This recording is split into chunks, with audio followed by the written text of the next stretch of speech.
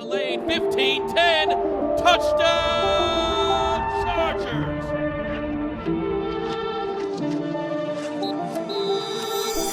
Hey everybody, welcome into a Week 0 edition of Chargers Weekly. Money and I back on the virtual setup after a fun 4 or 5 weeks of camp. Money getting to sit down with players and learn how their off season was, check in on training camp, and we're about a week away from it getting real.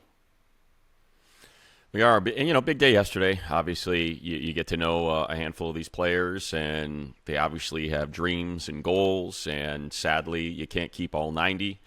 It gets trimmed to 53. We're waiting, as we record this right now, the practice squad has not been set. At least I don't think it has. I haven't seen anything.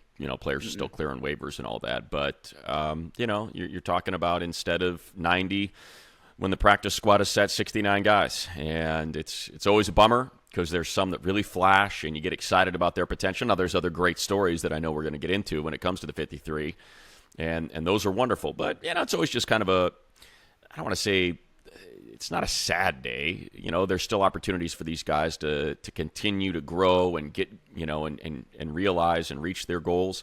At the same time, there's some players that did not make the cut that you're like, man, that's close. That had to be super close, and you're hopeful that they can latch on somewhere else. So I know that'll probably be the center of this conversation today on the pod. I know we got a lot of questions to get to. So even though it's an off week as we get ready for Miami on the 10th, I think there's still a lot. It was an exciting training camp. It was an exciting preseason.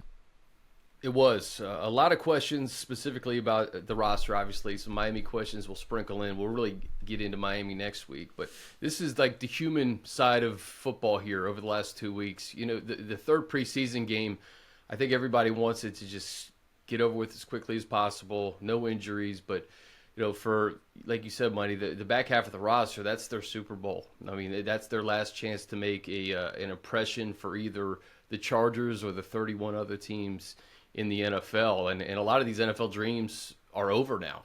These guys are not going to get picked up. Maybe they'll get picked up on a practice squad. There's obviously a number of guys who we thought were close who will be on the Chargers practice squad inevitably, but so many questions related to the 53. Let's just dive in. I thought that this was one of the main topics going into cutdown day. This is from Rico, the sports guy. What is your guys' thoughts on the Chargers going with 5 wide receivers and 4 running backs? And what is the potential upside of Dotson on this roster? I'll go quickly and let you just pick it up, Money. I thought Dotson earned a spot with how he played in the first and third game. He gives you some special teams versatility as a kick returner, maybe to spell Darius Davis or a backup for him. And I thought he earned the job. And when you see the 1 to 4, I think, with Keenan, Mike, Joshua, and Quentin, knowing that Jalen Guyton will be back week 5, I don't know if it made a ton of sense to bring on a 6 wide receiver, especially because, hey, you called that third game in San Francisco, Santa Clara. They couldn't even get the ball down the field. So you couldn't even really evaluate Doss or Hightower. And my guess is one or both of those guys would be on the practice squad. Sure, I would imagine they'd like both of them on the practice squad. And if I had to guess, it's possible that they just maybe didn't show enough, that Doss or Hightower did not show enough to make them a 6th receiver. A lot of it, remember, is also, sort of projecting, if we put Doss and Hightower on the practice squad, are they going to get claimed? If we put them on waivers, are they going to get claimed? If we put Dotson on waivers, is he going to get claimed? And my guess is they probably came to the consensus if we cut Dotson, he's getting picked up. So say goodbye to him. So I think that's part of it. 1, 2. Even though last year wide receiver was a serious position of serious attrition, with Keenan and Mike barely playing. I think it was 138 snaps together all season long, with Jalen Guyton going down with the ACL. Certainly having Michael Bandy play in a wild card playoff game is not ideal. So let's just shove that aside and say typically running back is a position of attrition. And it was last year. It was. You had Austin Ekeler miss a couple games. You had Joshua Kelly miss a pretty healthy chunk of games. Larry Roundtree was activated for a couple weeks, I should say. So they probably look at that and say, let's protect ourselves. The running game is super important to Kellen Moore, so let's make sure that we've got that position covered. We want to marry this running game to our passing game. We know we've got Keenan Allen and Mike Williams and Josh Palmer and now Quentin Johnson. You mentioned that. So let's just stack that running back room. And remember, this is just the initial 53. It could change. But to me, it was, if we keep 2 quarterbacks, we now have a luxury. We now have a number to play with that maybe we didn't think was going to be there. And you put it best, Chris. Elijah earned that spot. He earned it with week 1. He earned it in practice. He earned it by improving his special teams. Even the limited number of carries he had in San Francisco, you could see that juice. And that's I'm not saying that Ekeler and Joshua Kelly and Spiller don't have it, but it looks different. Dotson's juice looks different. When he gets in that open field, when he finds that crease, there is something that's different about him. And I think that's why they chose to keep him on instead of Doss or Hightower. And look, that could change. That could change by the time you listen to this podcast. Absolutely. It's possible that there's a wide receiver out there that fits exactly what they were looking for, somebody that can block, somebody that can be a special teams ace, maybe a gunner, and Dotson won't be on the roster. He'll be on the practice squad. So I just don't think Doss and Hightower provided Tom Telesco, Brandon Staley, and their staffs with exactly what they were looking for in order to make them that 6th wide receiver. Agreed. Popper broke down the 53-man roster. I think he spoke to Telesco yesterday and said that Dotson earned it. He can catch the ball out of the backfield, pass protection, and the missing link to that offense, other than just the personnel and the injuries last year, Monday, was the running game. The running game is going to look different this year. I'm really excited to see whether it's Kelly, Spiller, or Dotson. Spell Austin throughout the course of this season. Chew the clock when you have to. You know, Joshua's run, that 75-yard run, you know, you've been on Joshua Kelly's bandwagon for a long time, and you know, so have I. When he's healthy, Joshua has really put himself in a nice position to be that second running back to Austin. And I think Spiller is right behind him, and then the potential of Dotson. So, no doubt. I think and that's what, for people that were trying to figure out the 53 and who's going to make it and who isn't, ideally, Elijah isn't active on game day. He is an insurance policy. Like, that's Keelan Doss Keelan Doss or John Hightower don't have any targets through 15 weeks or 17. You know, maybe they have a couple. They get activated for 1 week or so. Like, that's the thing to remember, is we are talking about depth here. How do we feel about the depth of the running back room, the wide receiver room, the tight end room, the safety room, and on and on? And that's sort of what we're getting after with these slots 48 through 53. Bottom line, Quentin Johnson right now, your first-round pick is your wide receiver 4. Darius Davis, who was awesome on special teams and then showed you the jet sweep ability, the ability to get vertical. He's your wide receiver 5 right now, with Jalen Guyton on the PUP, hopefully slated to come back week 5. So that position looks good. Money, let's keep them rolling. This is from Ahmed. Why did the Chargers not keep Clark with how injured our D-line has been? You know, we've talked a lot, I think, about Scott Matlock and his ability throughout preseason and training camp as a 6th-round pick and earning his spot, getting Austin Johnson back. Tito Ogbonnia is another guy that they expect to get back, hopefully week 5. So I think the defensive line rotation is pretty much set. I think we had a pretty good idea of what it was going to look like. So that's, look, I think that Amon and Nick Neiman, Agbangbamiga and Neiman have solidified themselves as not just good, but exceptional special teamers. So you're carrying 5 linebackers: Amon, Neiman, Henley, Murray, Kendrick. So you got to start working the math here. You've got all of that. And then when you look at the interior line, Morgan Fox, Sebastian Joseph Day, Nick Williams, Austin Johnson, they're in Matlock. Like, they're all in. They are. So you're talking about one spot, and Gerard Clark and Christopher Hinton were probably the 2 guys that they were looking at for that one spot. And I think that's sort of what it probably came down to. Which one, and that's a coach's thing. Which one fits best with what you want to do? Which one fits with what, you know, we think we need? And we said this last week. every year this happens. Every year, for whatever reason, there's an interior lineman that I get smitten with. And if it's Braden Fajoko, if it's Forrest Merrill, like, it just happens because it's an important position, and they're difference makers, and this team has struggled to stop the run. So when you see that flash in the preseason, you're like, okay, well, maybe this is a solution. Maybe this is what we're talking about. But it's important to remember, preseason, you're going, for the most part, up against opponents 2s and 3s, and even further down the depth chart.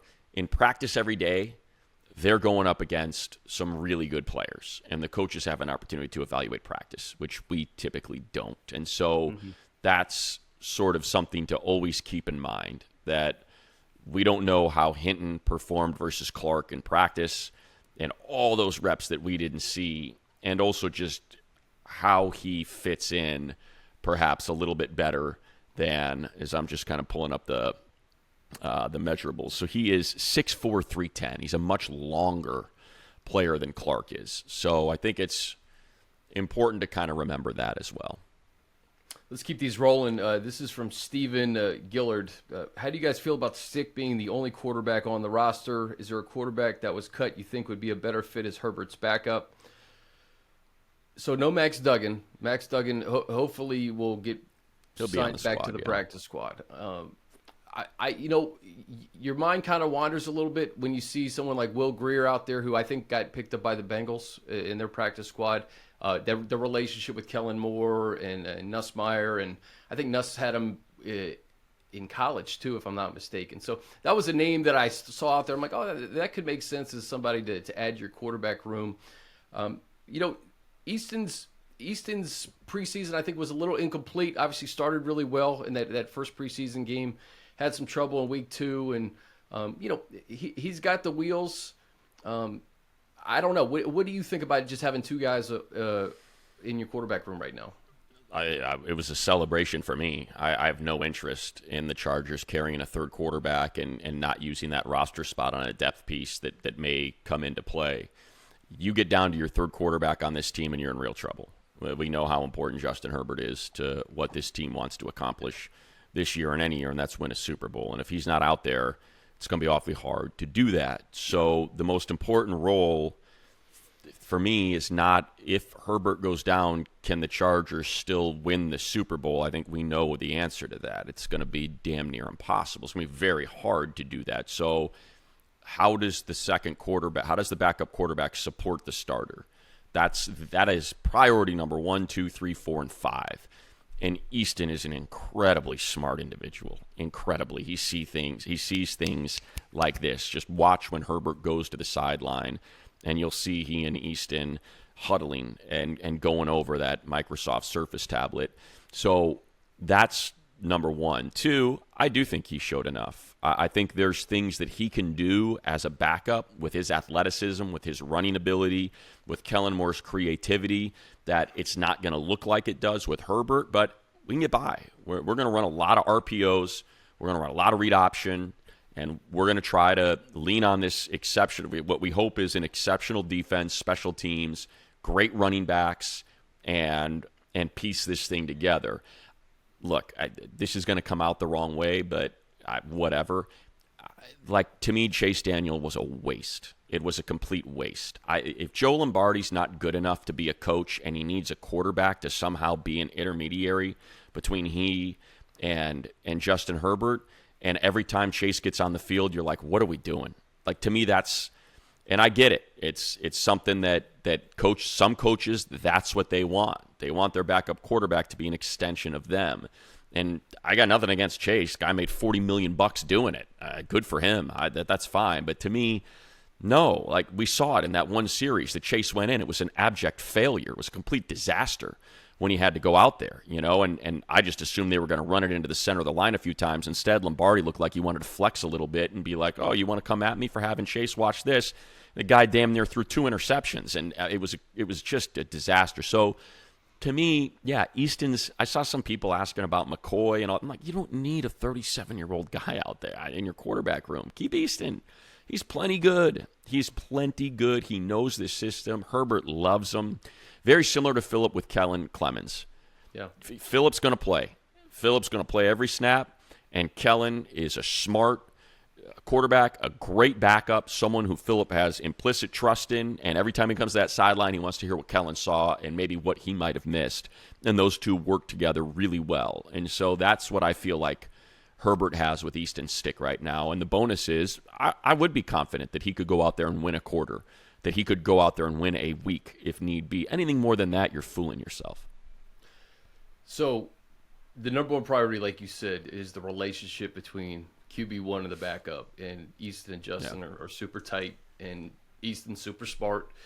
And keep in mind with the preseason performances, Easton is throwing to second, third, and fourth stringers as well. Put Easton Stick behind that offensive line, right, with Keenan and Mike on the outside and Austin in the backfield and Palmer and Rashawn Slater blocking for you. It's going to look different too. I think the second thing with a backup quarterback, you're right. If Justin has to miss like an extended period of time, we know what that is. But what are we doing? but can Easton Stick win you a month? Can he get you to 2-2 in a month? Right. Can he keep you afloat if need be? And I think the answer to that is yes. With Kellen Moore calling the plays and with this personnel. Just keep in mind, I think when we watch preseason and it looks ugly, like it looked ugly in week 2 and week 3, but also Easton didn't have Mike Williams or Keenan Allen or all these receivers in that offensive line blocking for the running game. So I do think that Easton deserves an opportunity. You always look at like different connections. That's why I thought, hey, maybe Will Grier made sense to bring in if they wanted to keep 3 and perhaps let Duggan go find something else. But I say you go with it, and you ride with Justin Herbert and expect that he's going to play every snap, 17 games. Yeah, I'm sorry, Chris, I didn't mean to be distracted there, but I had to go back and watch those 2 throws against San Francisco from Chase Daniel and just say, what are we doing? Like, what are we doing? So sorry. I just wanted to make sure. Not because if I'm going to be a jerk and a little snarky like that, I just wanted to make sure that my memory from last year served correct. Yeah. And yes, I'm correct in my assessment there. So ultimately, like if you ask a general manager, like you said, can he go 2-2 if he's got to play for a month? Basically, what they want from a performance standpoint from their backup is ultimately, can you win us a series? Like if something happens, if he bangs his thumb, if something weird, helmet comes off, he gets they want to check him out. They want to, the independent, evaluator wants to check him out, concussion protocol kind of thing, and he's going to get cleared. We know he's fine. Like, can you win those snaps for us? That's ultimately what they want. And for them, the way they process it is worst case scenario is we need you for a week. Can you win a week? And that's why carrying 3 has always just been weird to me. I've never agreed that it's something you should do when you have a stud quarterback. So just to make a long answer longer, yeah, I'm totally fine with them keeping 1, and I am all about Easton Stick as Justin's backup. All right, let's keep this rolling here. Let's see. David Thompson. Likelihood of A.J. Finley actually being on the 53 when the season starts. I don't know if this was a mild surprise to some people that A.J. Finley made the 53. You brought up a good point about, hey, Tom in the department, they're always scouring the other 31 teams to see who gets cut, who makes a practice squad. So as we tape this, I think A.J. Finley earned his spot. Tom said so via Popper's article. But you never know. Like, at the end of this week, there may be another safety or another defensive lineman or maybe an offensive lineman that they like and takes the spot of one of these guys who was on the bubble who made the 53. So the reason why it was surprising is it just appeared as though Mark Webb had outplayed him. And we know how much the coaching staff likes Mark Webb and his versatility. And that if you were going to keep 5 safeties, that he would end up being we knew Raheem Lane was going to make it because his special teams has been so exceptional. And he's actually played all right when pressed into rotational duty. But so that's where I think the surprise element came in. So at the same time, if I had to guess, Mark got hurt in the preseason again, and that's just unfortunately for Webb been the story of his career is that he has really struggled to stay healthy. And maybe that's why he's better parked on the practice squad, and you can use him for a week. and you can use him for maybe 2 weeks if you have to, but you don't have to put him on the 53 and try to count on him for 17. I wonder how much of it has to do with Lowe and whether or not a Alohi Gilman's not quite fully 100%, and they wanted to have a little bit more depth at that position if there's going to be an issue with those top, it's 3 safeties that we're really talking about. It's Lowe, it's JT Woods, and Derwin, obviously. And so I wonder how much of that, because of the way the training camp and preseason ended for Alohi Gilman, comes into play and why they kept that extra position. But we all know Brandon Staley likes defensive backs for special teamers. They are his favorite special teamers. It's a big reason why they took Dean Leonard and why they took Yasir late in the draft last year. And he mentioned that. That always stuck with me. When his post-draft presser, he talked about, we're always going to take swings on defensive backs toward the back end of the drafts or at some point because of how valuable they are on special teams. And we saw that last year. They won him a game in overtime, the combo of Dean and Jasir against Denver. So to me, that's the other part of it, is Finley's got a nose for the ball. We know that from his time at Ole Miss. Had some coverage issues, had a little bit of run support issues, but that's all stuff that coaches can work out. And he certainly is a heck of a high school football player and had those flashes at Ole Miss, that's for sure. So you're betting on the upside. It's a little bit more of the ceiling versus the floor and Finley versus Webb, but that's another one I'd be really surprised. I don't anticipate him being on the 53 for all 17 or 18 weeks, including the bye of the regular season. The quarter situation, I think it's a testament to how they drafted with Jasir and Dean, both making the team in their second year. It's one thing to draft a guy and then they contribute in the first year, but to have a 6th and 7th round pick make the team in their second year and continuing to develop, I think it's a good thing. Really no surprises from the cornerback standpoint. No. Money, this is from OM Run. What is the most important difference you noticed in Kellen Moore's offense? I felt it was the ability to adjust the game plan to the player and the opponent. What do you think? I'll just say the running game, because we haven't seen a Kellen Moore offense week 1 when it actually counts, but just the flashes of the running game. We talked to Isaiah Spiller about the downhill runs that suit him best. We saw Joshua have success, Dotson have success. That was basically, I think, the missing link to last year, is not having a running game to rely upon in the second half of games outside Austin Ekeler, and I think that's going to change. 100% agree. Running game looked much better. DJ and Dan Fouts said it in the game, during the game, how surprised they were that everything was north-south, and then all of a sudden here comes a stretch for 17 yards. So sure enough, he's not pulling out everything. And to me, you haven't seen the biggest impact of Kellen Moore.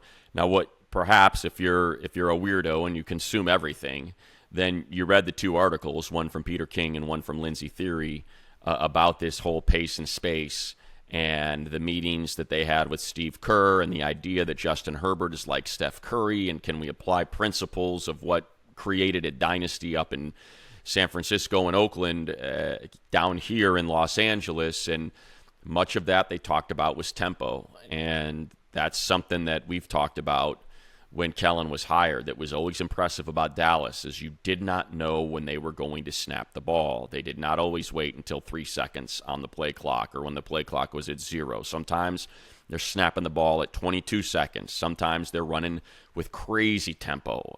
Sometimes they'll let it run all the way down to 0 so you can't time your get off.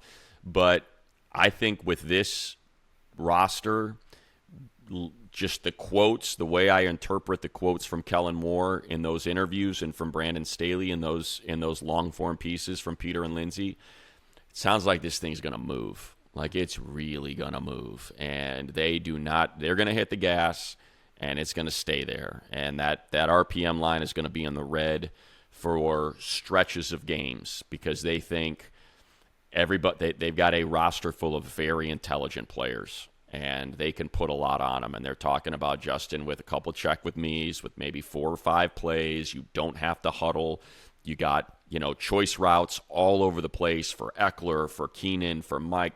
They're all – it is – we talk about the Patriots defense being an amoeba defense.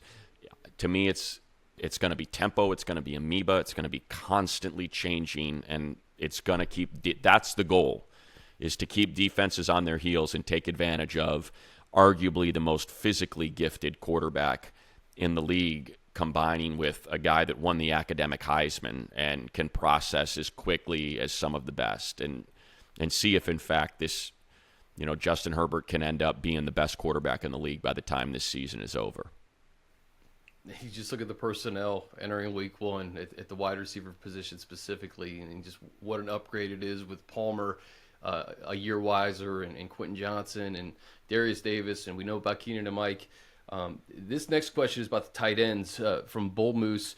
With the richest free agency tight end blocking class and tight end draft class in recent memory, the Chargers chose to do nothing to upgrade the position when it's really needed after last year.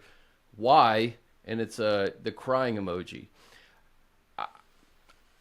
Listen, Gerald Everett, I think, when healthy and in the position that he's going to be in, not having to be the top 2 or 3 target, that's going to look different. I thought Stone Smartt was excellent during the preseason, and he made the team because of his ability to catch. He sprung a great block for Joshua Kelly after the offensive line just mauled the San Francisco defensive line. He also had a nice block for Easton in the week before, Easton getting in the end zone. So I wouldn't be as concerned about the blocking tight end thing right now. I think that why there was so much concern last year, Money, is because Rashawn Slater went out. So they're like, okay, well, we're going to have to protect Justin and try to form some semblance of a running game without our all-pro left tackle. McKitty is going to have to be that blocking tight end. Hopefully Stone Smartt can contribute to that. But I think it may be a little overblown based on the personnel that's coming back healthy across the offensive line. So first, the name of the person that asked the question is what? Bull Moose, at 452 Bull Moose. Like Bull Moose? Yep. So it reminds me, I have to acknowledge this just in case that's why his name is Bull Moose. When I was in high school, college, when I was 21, we used to play a game called Bull Moose, and you would hold your right hand up, and they would say, hold your right hand up, make a fist, say Bull Moose. You'd say Bull Moose. All right, now you're in. You can no longer drink with your right hand, and you had to drink with your left hand. And if anybody caught you taking a drink with your right hand, they would say Bull Moose, and you'd have to finish whatever was in your cup. And it takes a while. It would take a couple parties to kind of settle in, and you are just dusting glasses because you're right-handed for the most part. And now to this day, here I am some 30-plus years later, and I still drink with my left hand exclusively from, when I was like 15, 16 years old when I got initiated into the Bull Moose clan. So thank you, Bull Moose, for giving me that beautiful Money. memory. I'm gonna ask Bull Moose to reply and confirm whether that is why. Yeah, say, is your name Bull Moose because of the drinking game? See his if that's the description case. So, it says Chargers diehard and busking magician. So okay, let's find out. Ask him if Bull Moose is related to the drinking game. In terms of the tight end, I'll disagree with you a little bit, Chris. I do think they need a blocking tight end. I am a little nervous about the blocking. I think we wanted to see more from Trey. I know we hear that Donald's getting better. I just haven't quite seen it.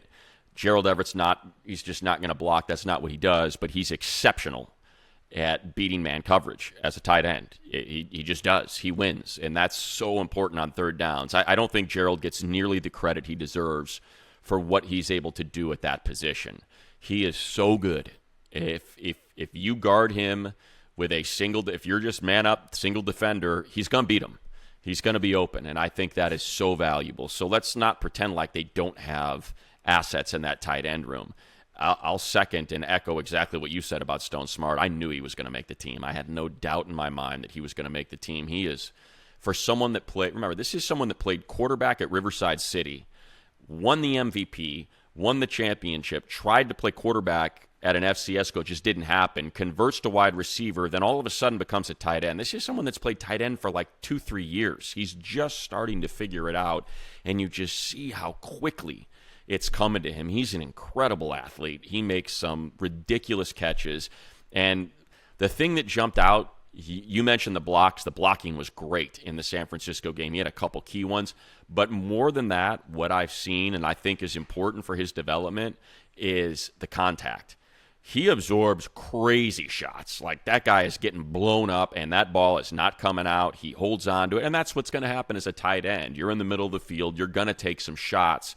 Can you secure the football and pick up first down? So, to me, Stone Smartt, he's the number 2 to me. Like, Everett's 1. Stone Smartt is, from what I've seen and just the development, I feel like he is the second best tight end on this roster, and I'm looking forward to big things from him.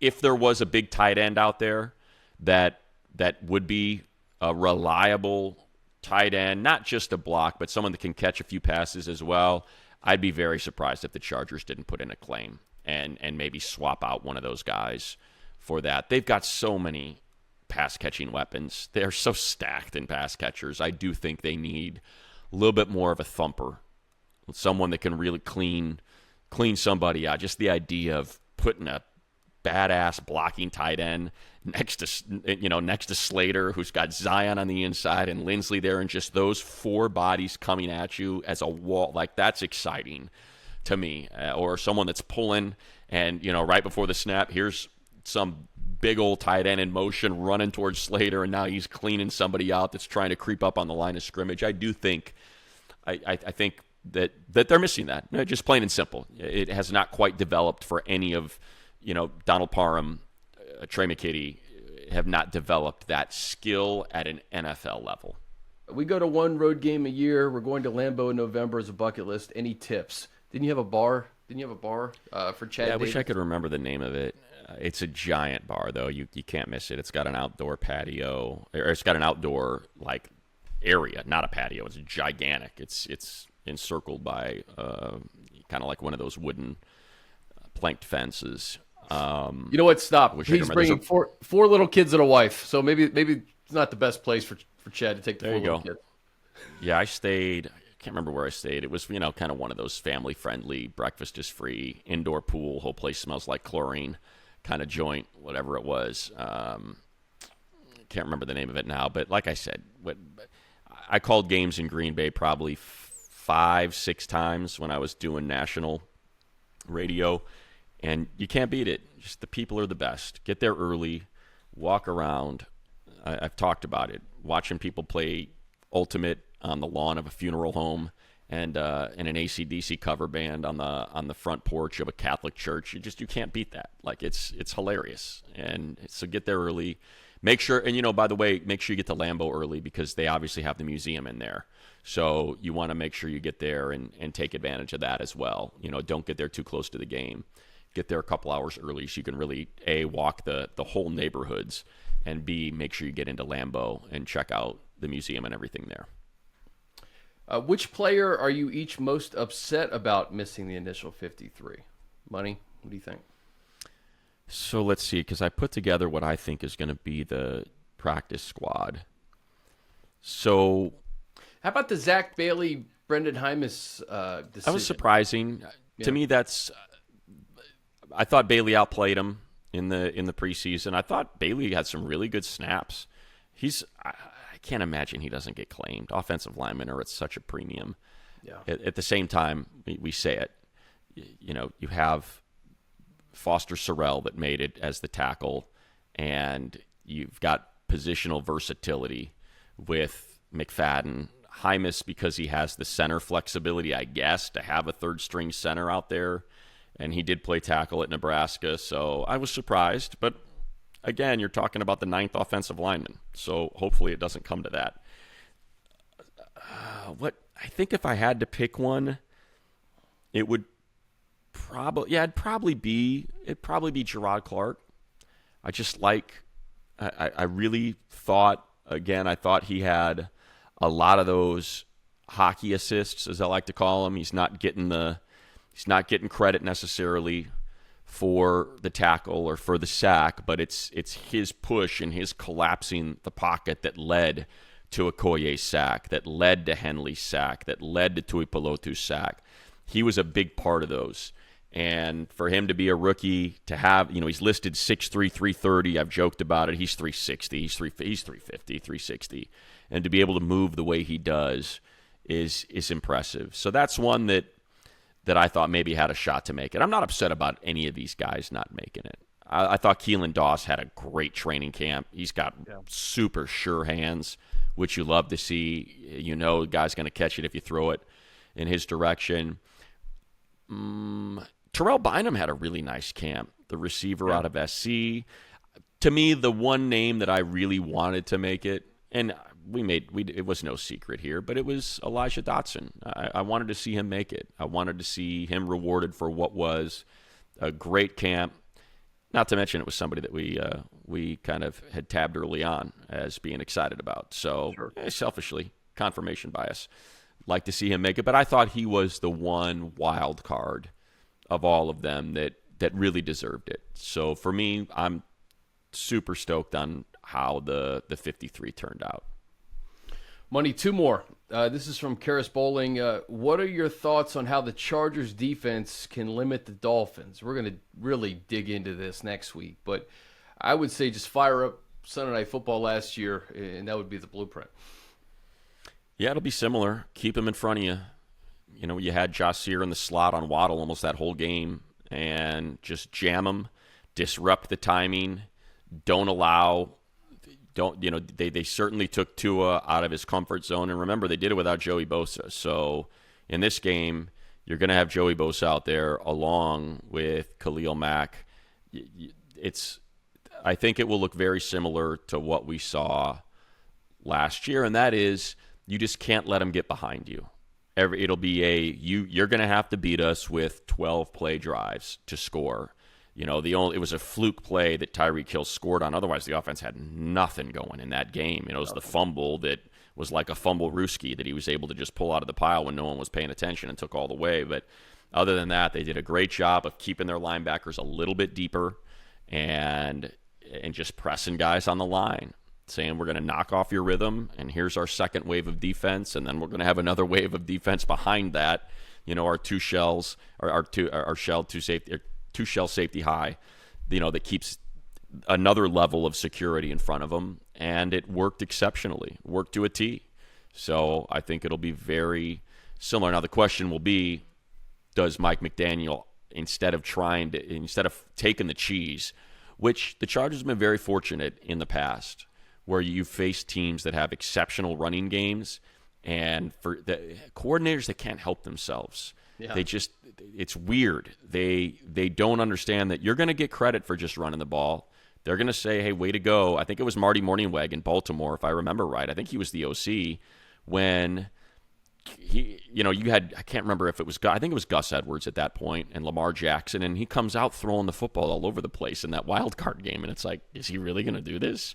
And it held through like the whole game, and they just were trying to show that Lamar Jackson can throw the football, and we're not just a running team, and that happened last year in Miami. Like, they were running the football really well, but Mike McDaniel was like, no, we're going to throw it all over the yard, and thank you, appreciate it. So I think the most shocking part of that game, Money, did they win run, because the Chargers' run defense was vulnerable too, and you thought that would be a way to get going on the road, right? Run the football.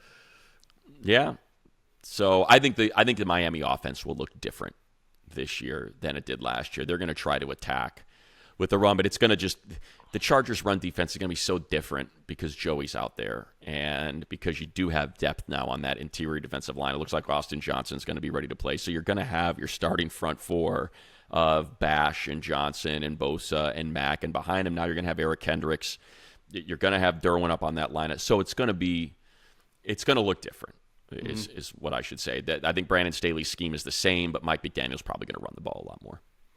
Then the other wrinkle to that is Vic Fangio as a defensive coordinator. What does he have for Justin and Kellen Moore's offense? He's always got something. He's some of the best in the business. So, you know. I think we'll end on this one. This is an appropriate question to end on, Money, from Rich. I think it's Rich Millard. What do the Chargers need to accomplish to qualify it as a successful season? It's a good question. Yeah. I've been asked this a lot in all the interviews I've been doing leading up to the season, and to me, Brandon Staley's not going to want to hear it, nor is Tom Telesco, but just the way they worked their money this offseason, they expect to win the Super Bowl, or at least they expect to be incredibly competitive in the playoffs. The playoffs are a crapshoot. You got to punch your ticket to the tournament, and once you get in, you don't want to be embarrassed. You want to play a tight game against a very good team, give it your best, and hopefully you win. Sometimes you do, sometimes you don't. That's, to me, is a successful season. Is you're in the tournament, and if you're playing an exceptional, whatever team you face is going to be really good.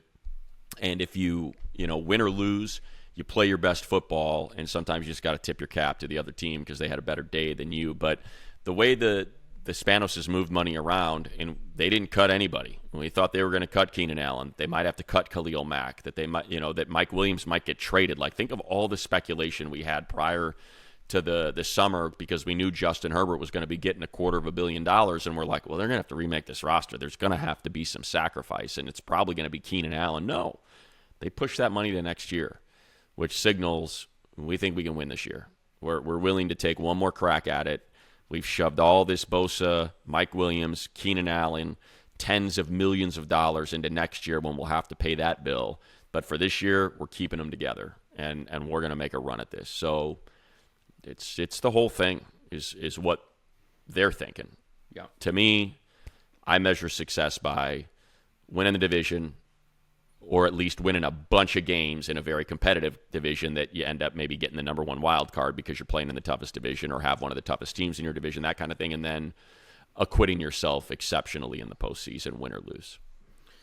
I think a successful season would be to finally dethrone the Chiefs in the AFC West because you got all the guys to do it. You've been so close, and at least getting to the divisional round. Or the AFC Championship game. You look at this conference, Bunny, and we talk about all the franchise quarterbacks. I think the Pittsburgh Steelers and the New England Patriots are going to make the playoffs this year, and they don't have the quarterbacks that we're talking about. So do the math. Josh Allen, Aaron Rodgers, Lamar Jackson, Joe Burrow, Deshaun Watson, Patrick Mahomes, Justin Herbert. Did I say Aaron Rodgers? Tua, that Dolphins team is expecting to make the playoffs. There's going to be a lot of disappointed teams in the AFC this year. Sean Payton and Russell Wilson think they're going to do it. Who knows what the Raiders are with Jimmy G. Jimmy G wins games. I don't think the Raiders have a great roster right now compared to the rest of the AFC, but Jimmy G wins games. I'll say that. Like I hear that a lot, and I say Jimmy G wins games with the best supporting roster in the league. Like, let's not forget that roster without the quarterback is probably the best roster in the league when you're talking about offensive line, receivers, running backs, defensive line, coach. So I know that Jimmy won with Kyle Shanahan, but so did Brock Purdy, Mr. Irrelevant. And if you go back and watch the Brock Purdy film, it's okay. It's okay. It's not what everybody's making it out to be. So I don't have a lot of faith in the Raiders out of it, right? It's like I don't have, but I think everybody else. Yeah, everybody else with Ryan Tannehill, Trevor Lawrence. Right. If it's a rough schedule. It's a rough schedule. Yeah, it's not going to be easy. It's a really rough schedule. If you get to the divisional round in the AFC, I think that's a heck of an accomplishment and something to build on. Basically, you don't want to go backwards, right? 9-8, Staley's first year. 10-7, get to the playoffs his second. This needs to be an AFC West crown and or get to the divisional round and make your presence felt in the AFC. So, Chris, I just opened up my Twitter because I just got peppered, and I'm sure you saw it too, with a handful of these. So let's see if we can just clean them out real quick. Where's this one? What positional group do you think could take the next step in becoming elite? I'll answer these quickly. Linebacker. To me, it's no question. Eric Hendricks is going to have an impact. Everything I hear from all the coaches is that K9's ready to take a big step, and we know Deion Henley's going to be exceptional. So to me, it's not even close. Position group needs more depth. I think we talked about that already. Maybe a blocking tight end would be nice. What type of season does Staley need to keep his job? Success. I thought Brandon Staley's taken some incoming that I don't think is warranted considering the injuries from last year and the fact they won 10 games. Team was completely destroyed by injuries, and he was able to win 10 games and be the number one wild card. So the idea that he's on this crazy gauntlet run in order to keep his job, I don't quite think is accurate. Win a playoff game or more, blah, blah, blah. That's Zach Bailey. He was the best O-line player this offseason. Let's not forget Zion and Jamari were out there. So, but at the same time, Hanan, I would say, again, you're talking about the ninth O-lineman. Hopefully you don't have to see him at all. That's the idea, is your backup, you have Sawyer's your backup tackle, and then someone else comes in to play guard, which McFadden I thought played very well. I have faith in McFadden as that player that can potentially come in. So I would say, that's all right by me. You want to freak out over Hymas versus Bailey, whatever. Do it. I thought Bailey was better too, but I'm not going to freak out over it. And Money, things move quick. Schefter just tweeted this. Chargers claimed linebacker Tanner Muse on waivers from the Steelers. This was a third-round pick of the Raiders a few years back. Played with the Seahawks, Steelers for camp, and now he's going to be a Charger. So, that's the Chargers put in a claim, which means someone's out. You can't make a claim and then put that player on your practice squad. That's got to be on your active roster. And Muse comes in and Albert Breer just posted all the waiver claims, and none of the Chargers players were claimed, which means good news for now. They'll get all those. Zach Bailey will make it to the practice squad.